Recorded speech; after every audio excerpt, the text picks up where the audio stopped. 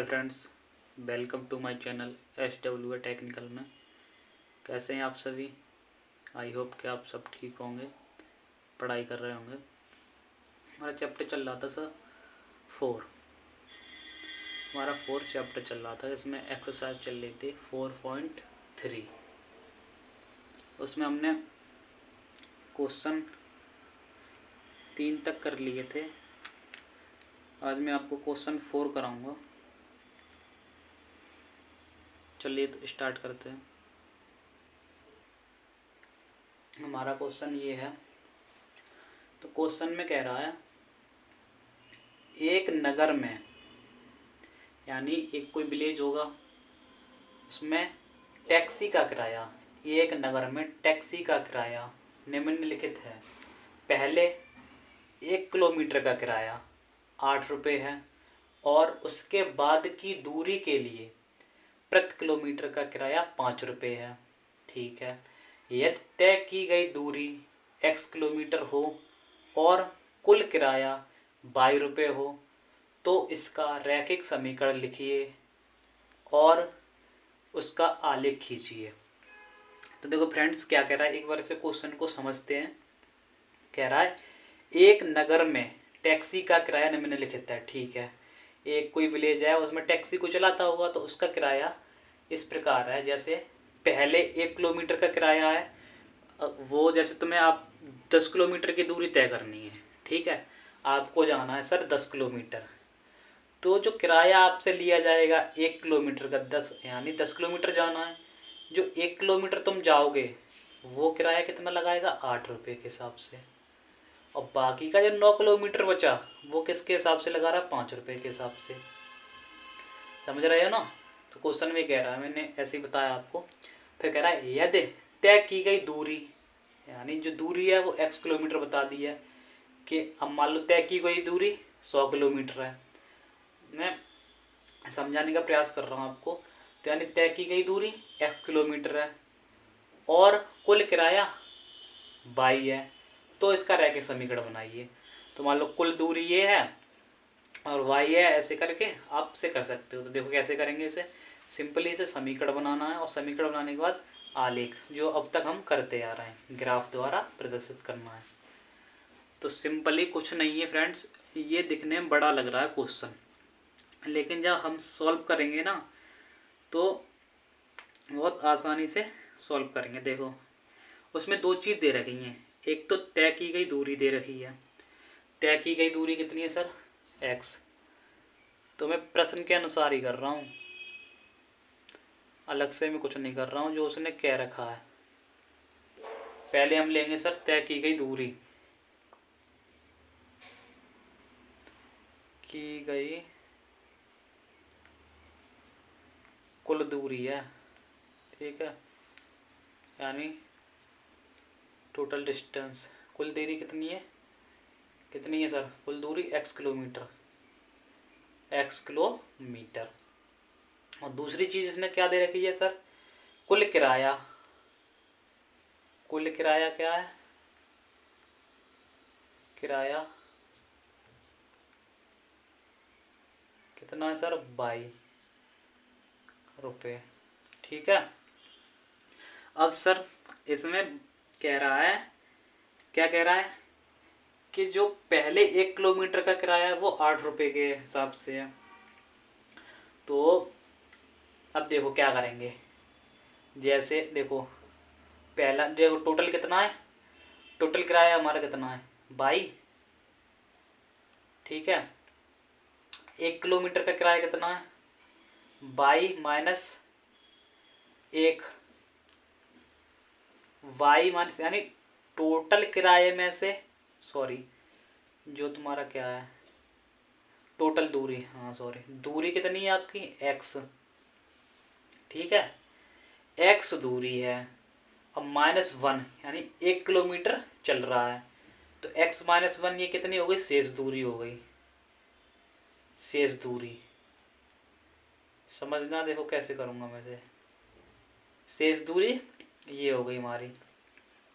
ठीक है, अब कह रहा है सर जो शेष दूरी है इसका किराया यानी पहले किलोमीटर का तो 8 के हिसाब से ले रहा है, और जो बाकी की शेष दूरी है वो कितने के हिसाब से ले रहा है सर? 5 किलोमीटर, वो सॉरी 5 रुपये के हिसाब से, यानी 5 रुपये प्रति किलोमीटर के हिसाब से।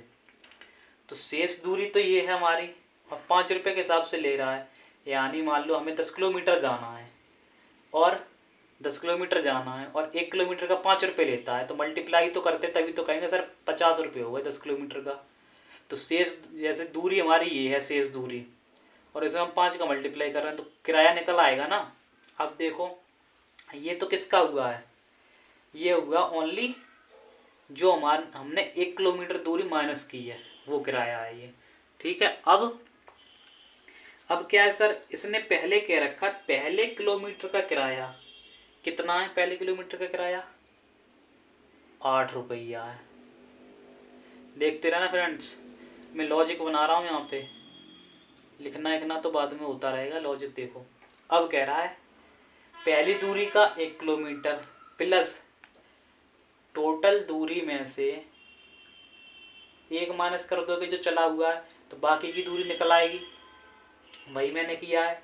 फिर बाकी की दूरी कितने के ले रहा है रुपया? 5 रुपये के हिसाब से ले रहा है, और 1 किलोमीटर का ये ले रहा है, तो ये जोड़ दिया 1 किलोमीटर का, और ये यानी जोड़ दिया हमने बाकी के किलोमीटर का। ठीक है, तो टोटल हमारा ये क्या हो गया? किराया हो गया। इक्वल क्या करेंगे सर हम? अब क्या चल रहा है, ये दूरी को चल रहा है ना, तो सर दूरी के बराबर कर देंगे। आ गया समझ में कि नहीं आया? समझ में नहीं आया होगा, दोबारा से देखो, मैं अभी और अच्छे से क्लियर करूँगा। वो तो लिखना कैसे है वो मैं बता दूंगा आपको, मैं यहाँ सिर्फ लॉजिक बिल्ड कर रहा हूँ। जब लॉजिक आपको पता रहेगा तो आप लिख सकते हो ईजिली तरीके से, लिख के बता दूंगा।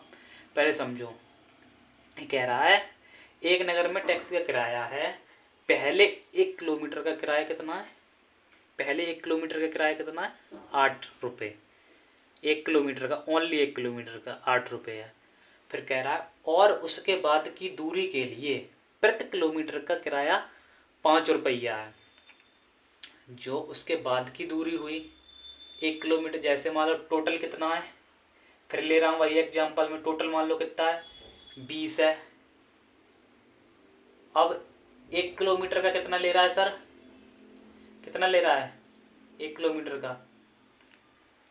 8 रुपया। ठीक है, अब बाकी का कैसे निकालेंगे सर? 20 किलोमीटर में से 1 किलोमीटर निकलेगा, तो बाकी की दूरी कैसे निकालेंगे? 20 माइनस के क्या 1, तभी तो हमारे ये 19 होंगे, बाकी की दूरी तभी तो निकली है। तो वही तो मैंने किया है। टोटल दूरी कितनी है हमारी? x, और 1 ये चल गया है, तो x माइनस 1, ये कितनी हो गई? बाकी की दूरी, यानी 1 को हटा दिया तो बाकी की दूरी रह गई। ठीक है, अब बाकी की दूरी का किराया कितना ले रहा है? प्रति किलोमीटर 5 रुपये के हिसाब से, तो उसमें मैंने मल्टीप्लाई कर दिया बाकी की दूरी में। और सर एक तो वो चल ही रहा है, तो एक का कितना लगा? 1 किलोमीटर का 8 रुपये। अगर यहाँ एक लिखोगे मल्टीप्लाई करके तब भी वही बात है, तो 8 रुपये ले रहा है 1 किलोमीटर का। अब सर इक्वल में हम क्या लिखेंगे कि सर तुम इक्वल में क्या लिखेंगे? इक्वल में सिंपल सी बात है सर, किराया ही तो लिखेंगे, कुल किराया हमारा 22 है। ठीक है, अब समझ में आ गया। अब इसे सिंपल है सॉल्व करोगे। सॉल्व करने से पहले अगर आप 2-3 लाइन और लिख दोगे इसमें, थोड़ा आसान रहेगा। चलो मैं लिखता हूँ, यहाँ लिखोगे ऐसे ऐसे लिखो। ठीक है, लिखो पहले 1 किलोमीटर का किराया, ठीक है, प्लस 5 इंटू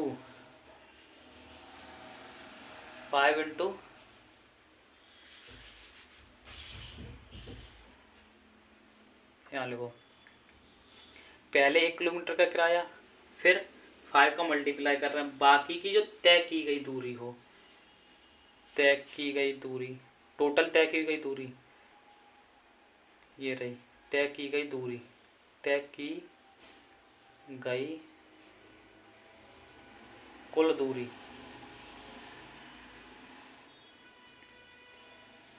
ठीक है, तय की गई कुल दूरी। अब सर 1 किलोमीटर में निकालना भी तो, वो चल चुका है ना पहले ही, -1 इक्वल सर किराया y, ठीक है, हो गया। अब पहले किलोमीटर का किराया सर कितना ले रहा है ये, 8 रुपये प्लस 5, तय की गई कुल दूरी सर कितनी है, x और -1 इक्वल y। तो सर इसे जब मैंने सॉल्व किया, सर जब मैंने यहाँ इधर सॉल्व किया इसे, तो y इक्वल, मैं डायरेक्टली लिखने की कोशिश करूँगा। कैसे करेंगे, 5x, 5 का मल्टीप्लाई x में किया 5x, फिर 5 का मल्टीप्लाई -1 में किया, 5 का मल्टीप्लाई -1 में किया, तो x 5x और माइनस के 5 हो गया, माइनस के 5 और प्लस के 8, तो प्लस का 3 हो गया, प्लस का 3 और 5x, यानी 5x प्लस 3। y का जो ये समीकरण बना हमारा रैखिक समीकरण, तो y इक्वल 5x प्लस 3, ये सर बनेगा रैखिक समीकरण। अब क्या कह रहा है, ये हो जाए, इसके बाद इसका रैखिक समीकरण लिखिए। सर रैखिक समीकरण तो ये हो गया फर्स्ट स्टेप हमारी, यहाँ आप लिख सकते हो ये इसका रैखिक समीकरण है, यानी रैखिक समीकरण। स्टेप बाय स्टेप लिखोगे ना तो वहीं समझ जाएगा कि इसने अच्छे से किया हुआ है, ठीक है। रैखिक समीकरण ये हो गया। अब सर ये कह रहा है और उसका आलेख खींचिए, तो हम आलेख कब खींच सकते हैं, कब खींचते हैं आलेख, आलेख जब खींचते हैं जब हमें सारणी पता हो। तो पहले हम सर सारणी बनाएंगे, उसके बाद हम आलेख खींच लेंगे। तो मैं रिमूव कर रहा हूँ, इतना आप नोट कर लो ये, इसके बाद मैं सारणी बना रहा हूँ इसके।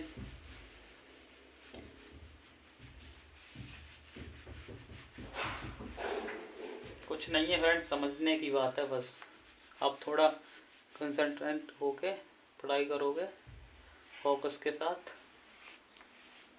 ठीक है।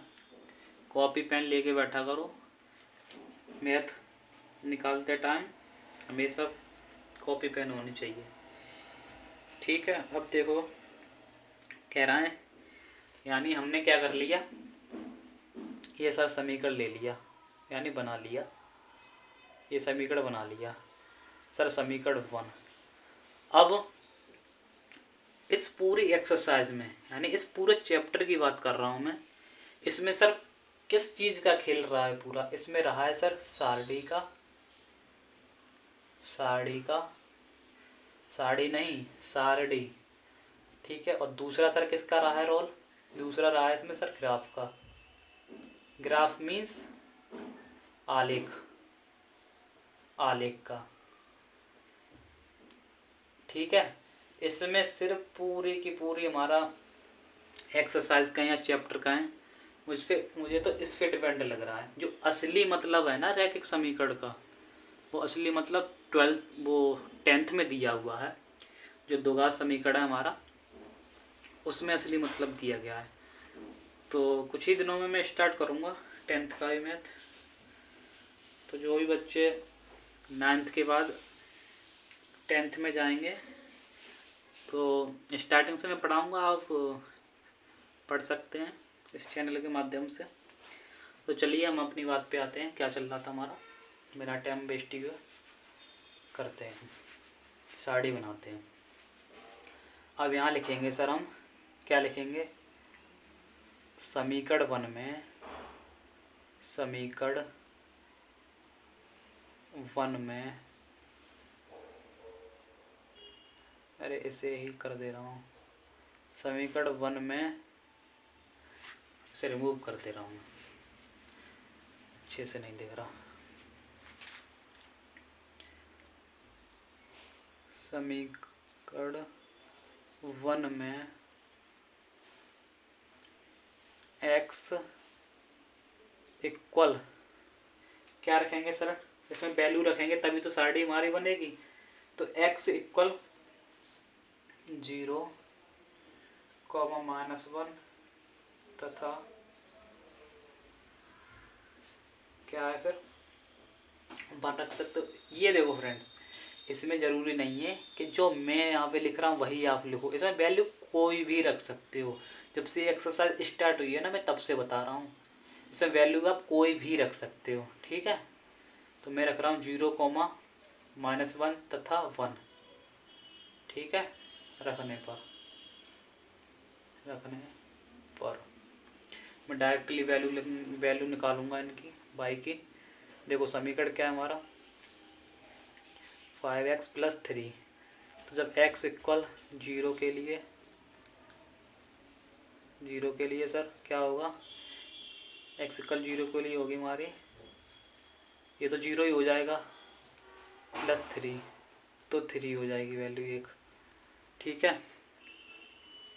उसके बाद हमारी क्या होगी, इधर लिख ले रहा हूँ मैं, देखना सर, x इक्वल -1 के लिए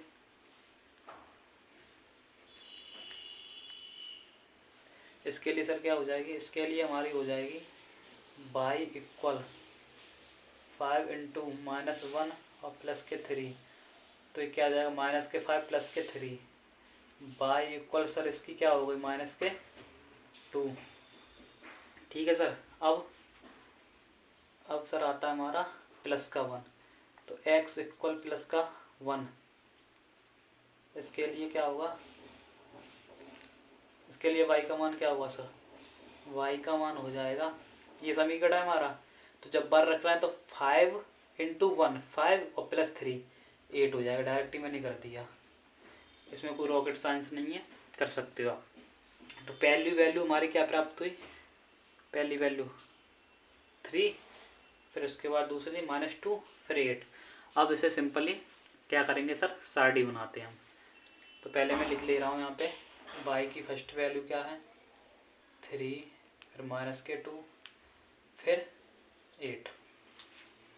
इसे रिमूव कर रहा हूँ, रिमूव करने के बाद मैं फटाफट से सारणी बनाता हूँ, सारणी के बाद ग्राफ बनाता हूँ, ठीक है। फिर ये हमारा क्वेश्चन कंप्लीट हो जाएगा। हाँ क्वेश्चन में टाइम तो लगेगा, बट समझ में आना चाहिए। मेन पर्पज मेरा रहता है आपको समझाना, अच्छे से समझाना। अब मैं हवा में बता के चला जाऊँ, खुद ही करके चला जाऊँ, तो उससे कोई मतलब तो निकलने वाला नहीं है, आपको समझ में भी तो आना चाहिए। अब देखो क्या करेंगे सर, सारणी बनाएंगे। सारणी कैसे बनती है सर, सारणी से पहले मैं बताता आ रहा हूँ इसी एक्सरसाइज में कि पहले सर बिंदु बनाने होते हैं, बिंदु बनाने होते हैं ग्राफ के लिए, मैं भी कंफ्यूज हो रहा हूँ। तो पहले सारणी बना लेते हैं सर। सारणी क्या है, x y, ठीक है। अब सर सारणी में क्या होता है कि हमने x की वैल्यू क्या क्या रखी थी, x की वैल्यू हमने क्या क्या रखी थी सर, पहली वैल्यू हमने क्या रखी थी 0, ठीक है। 0 रखने पर y की वैल्यू हमारी कितनी आई थी 3। फिर सर मैंने क्या रखा था, x की वैल्यू -1, -1 रखने पर सर क्या आया था हमारा, -2, -2 आया था। इसके बाद सर +1 रखने पर सर 8 आया था, ठीक है ना। क्योंकि देखो y हमारा यही तो था 5x + 3, तो अगर मैं इसमें कंफ्यूज हो रहा हूँ, -1 रखोगे तो -1 और इधर हमारा, हाँ ठीक है, -2 आ जाएगा, ओके ऑल राइट, ठीक है। इसके बाद हम क्या करेंगे, अब सर बिंदु बनाएंगे। तो बिंदु कैसे बनते हैं सर, बिंदुओं का मैंने बता रखा है, सिंपल से क्या होता है कि पहले x की वैल्यू होती है, फिर y की वैल्यू होती है। तो पहला बिंदु हमारा हो जाएगा 0,3, दूसरा बिंदु जाए -, -2, तीसरा बिंदु 1, 8। तो कैसे, ऐसे कि बिंदुओं से बिंदु देखो कैसे बनते हैं, मैं बार बार नहीं आपको बताऊंगा। एक्स कॉमा वाई की फॉर्मेट में बनते हैं। पहले एक्स की वैल्यू होती फिर वाई की वैल्यू। तो पहले एक्स की वैल्यू 0 रखी तो 3 आया था, वाई की वैल्यू तो 0,3 मैंने बता रखा है पिछली वीडियो में और उससे पिछली वीडियो में, तो आप चेकआउट कर सकते हो जिसको नहीं आता है। अब देखो दूसरा -1, -2। अब सर तीसरा 1,8। ठीक है, ये बिंदु बन गए। अब इन बिंदुओं के बाद हम सर इन बिंदुओं से हम क्या बना सकते हैं, ग्राफ यहाँ बनाएंगे, ग्राफ या आलेख, जो कि उसने पूछा है। उसने देखो हमसे 3 चीज़ पूछी हुई हैं, एक रैखिक समीकरण, एक आलेख और दूसरा क्या, सारणी तो हमने बनाई रखी है। सिंपली एक तो यही पूछी थी हमारी, कुल खिलाया हो तो उसका रैखिक समीकरण लिखिए, उसका आलेख लिखिए और सारणी तो हमें बनानी पड़ेगी। तो 3 चीज़ निकालनी होती है हमें। तो चलिए अब ग्राफ देखो क्या बनेगा। सिंपली कुछ नहीं कर रहा हूँ मैं, ग्राफ बनाने में कोई रॉकेट साइंस की बात तो है नहीं। ऐसे किया और सर यहाँ से ऐसे कर दिया। ठीक है, अब हम सबसे बड़ी वैल्यू देखते हैं, यानी ये तो हमारा क्या होता है सर, वाई, किसका, प्लस का। ठीक है, और इधर जो वाई होता है वो माइनस का। ये सर एक्स प्लस का, ये सर एक्स माइनस का। अब सिंपली क्या करेंगे हम कि जो वैल्यू हमारी दी हुई है प्लस वाली और वाई में दी हुई है, तो यहाँ 8 तक हम करेंगे, 3 4 5 6 7 8। ठीक है, अब इधर भी कर लो, 1 2, इधर जो x की वैल्यू हमारी क्या दी हुई है, ओनली 1 है। अगर हम आगे करें या ना करें, लेकिन फिर भी जब हम बनाते हैं तो 8 8 ही करेंगे हर तरफ। 1 2 3 4 5 6 7 8 हो गई। इधर भी 1 2 3 5 6 7 8। ठीक है, इधर भी सर हम 8 कर लेंगे, क्योंकि मेरे बोर्ड पे स्पेस नहीं है इसलिए मैं नीचे नहीं लिख रहा हूँ, लेकिन आप कर सकते हो। ठीक है, नो प्रॉब्लम। तो हमें जितने पे दर्शाना है उतना तो हमारा हो चुका है। देखो ये हो गया 8, ये 7, ये 6। अब इससे नीचे है वो आप लिख लेना, क्योंकि सर थोड़ी स्पेस कम है इसलिए लिखने में नहीं आ रहा उधर। तो ये हो गया 1, ये 2 3 4 5। ठीक है, ये माइनस में चलेगा इधर, -2 -3 -4। ये भी सर -1 -2 -3। अब सर क्या करना है हमें, इसे भी लिख दे रहा हूँ।